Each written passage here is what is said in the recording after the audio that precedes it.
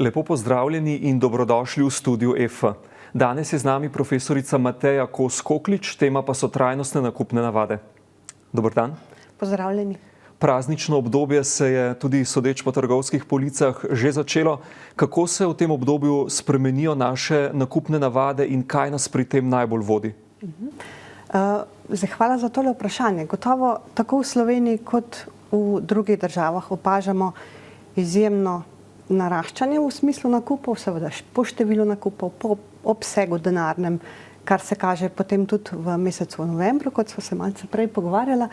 Ne gre le za decembrske nakupe, ampak se ti počasi prelivajo že v november s tem kiberponedeljkom, črnim petkom, ki se nenazadnje tudi razširja v preostale dele novembra. Tako da opažamo seveda tudi pri Slovencih delno povečano povpraševanje po kratkoročnih kreditih, kar je sicer dobra plat tega, da se ne zadolžujemo prekomerno, kot opažamo recimo pri Američanih, gre pa kljub temu gotovo za povečano potrošnjo v vseh obsegih, tako kot sem prej že povedala. Kako daleč so takšne prakse od trajnostnih nakupnih navad? Zdaj, trajnostno vedenje porabnikov načeloma lahko opredelimo kot zadovoljevanje nekih želja, potreb trenutnih, ampak s tem, da imamo v mislih tudi prihodnje generacije, da jih ne ogrožamo s tem, kar počnemo v tem trenutku. Zdaj, tukaj imamo v mislih tako ekonomsko dimenzijo, kot tudi okoljsko, pa seveda družbeno, se pravi, razmišljamo o tem, kakšen vpliv imamo na okolje, razmišljamo o tem, kako bodo podjetja to prenašala, ne, recimo kako si lahko privoščijo financiranje in podobno, pa tudi nenazadnje vzdržnost gospodinjstev na daljši rok kot neka družbena komponenta, recimo en del tega. Zdaj, trajnostno seveda en segment tudi v tem obdobju se vede v skladu s to prakso oziroma s temi vzorci. Načeloma pa velja, da imamo nekaj odklonov od trajnostnega vedenja. Eno je seveda to prekomerno nakupovanje, ki vodi tudi potem do več odpadkov. Tukaj mesec december je znan potem, da je tudi po obsegu odpadkov daleč v prednosti, kot tudi recimo kupovanje nekaterih kategorij izdelkov, ki jih v drugih delih leta ne kupujemo, recimo neka dekoracija, ki jo potem mogoče tudi zavržemo, pa s tem pripomoremo k tem odpadkom. Dodamo lahko k temu še recimo nekatere kategorije, ki so povezane tudi z večjim odtisom, ogljičnim odtisom, recimo pa tudi nenazadnje kratek rok uporabe nekaterih od teh izdelkov, ki jih v tem času kupujemo. Recimo to so neki taki odkloni, ki jih najdemo, pa nas malce peljejo stran od tega, čeprav se načeloma Slovenci vsaj po tej raziskavi, ki smo jo opravili v okviru enega raziskovalnega projekta o integriranih pristopih, nekako kako lahko usklajujemo tako gospodarsko kot okoljsko komponento. V tej raziskavi smo ugotovili dejansko, da Slovenci načeloma verjamemo, da je pomembno skrbeti za okolje, da je to en tudi pomemben del naše identitete oziroma identitete posameznika. Je pa kljub temu seveda, ko pogledamo dejanske vzorce vedenja, neka vrzel med tem, kakšna stališča imamo in kakšno vedenje se dejansko pojavlja. Tako da to je recimo neka znana vrzel, ki obstaja tudi v literaturi, precej raziskana. Razlogi so pa različni. Nekaj so družbeni pritiski, nekaj je cena samih izdelkov, dostopnost. Čeprav tukaj lahko dodam še ta podatek iz raziskave, da se je v primerjavi z 2016 ta zaznana dostopnost trajnostnih izdelkov povečala. Tukaj se mi zdi, da je en tak pozitiven trend, da smatramo, da so ti izdelki lažje dostopni danes, kot so bili recimo 2016.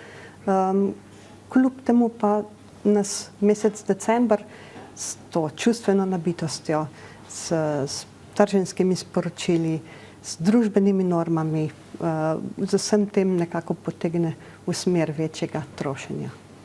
Kako torej na najboljši način ozavestiti potrošnika o trajnostnih nakupnih navadah? Tukaj je gotovo več poti.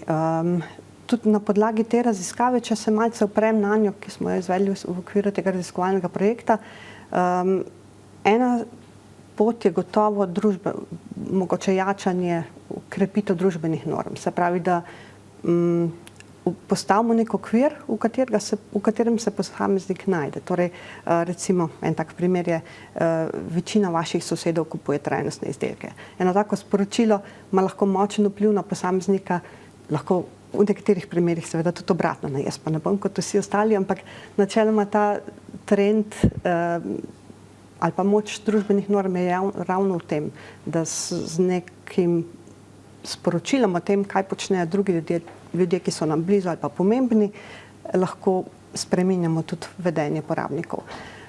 Druga pot je tudi značilno za Slovence močne osebne norme, kar pomeni, da smatramo, da je naša odgovornost precejšnja. Se pravi, da vidimo v tem svojem vedenju pomen tudi za trajnost kot tako. Ne? Tako da s tem, ko prepoznamo moč posameznika, s tem mogoče tudi damo večjo moč odločanja pa zavedanja tudi pri porabnikih.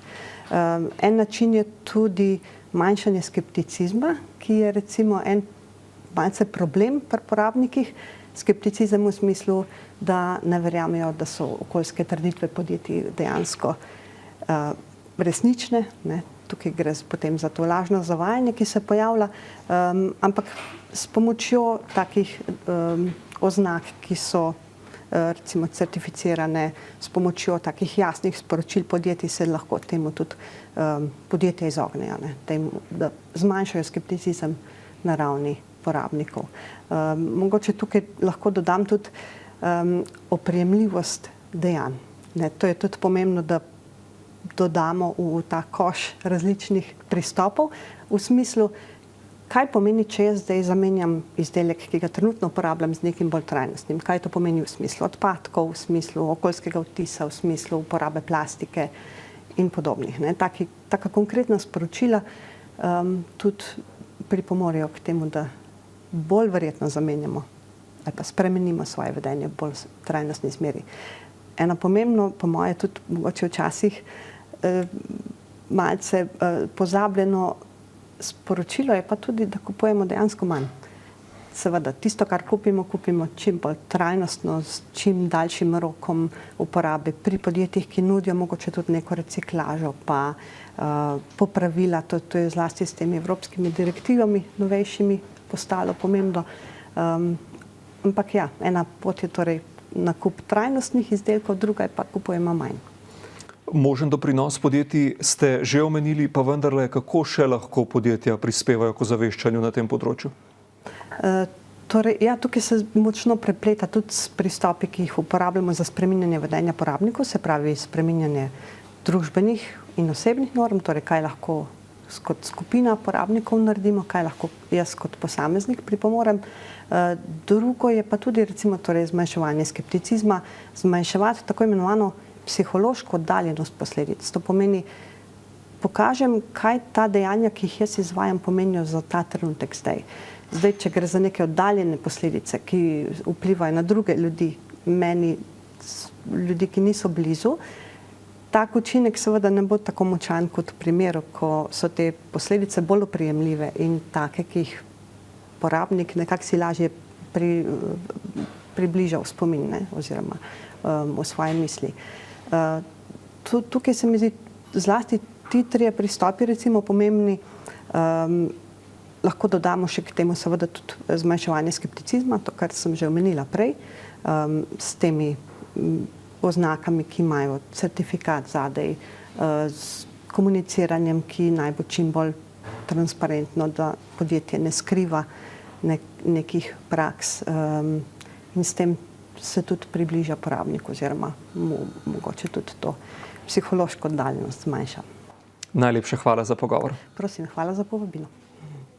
Hvala tudi vam, spoštovani gledalci. Spremljajte nas še naprej.